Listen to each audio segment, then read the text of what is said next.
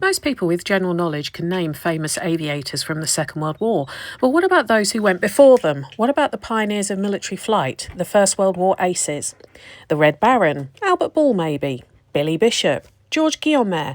But when you look into the lists of pilots who've achieved the notoriety of an ace, you will see they come from across the globe. However, there is only one Greek person, Aristides Maritinis. Greece did not join the First World War until 1917, but Aristides had been in the Hellenic Navy since 1910 as an ensign and had volunteered for the brand new air arm of the force a few years later.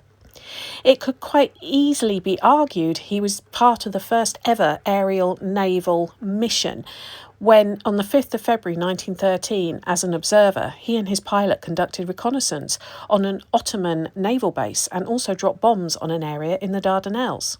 He must have got the flying bug because on the 22nd of September 1914 he went solo and achieved his pilot certificate number 1087.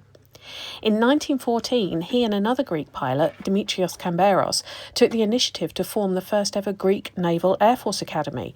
He also co-founded the first Greek aircraft factory as well.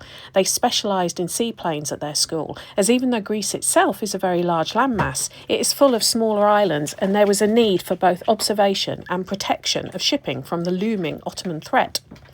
After Greece joined the Triple Entente and declared war on the Central Powers on the 29th of June 1917, Aristides was working with the British Navy, flying Sopwith Camels, and over a period of 14 months was engaged in multiple dogfights, and at the end of the war was credited with 9 aerial victories, making him Greece's only flying ace of World War I. It does seem to be the fate of quite a few well-known aviators that flying an aircraft they were unfamiliar with was to be the end of their story.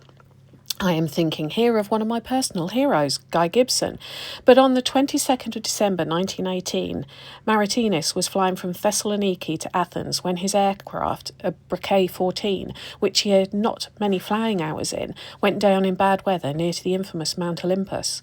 Neither the wreckage of the plane nor his remains were ever located. The ace of the Mediterranean was 27 years old.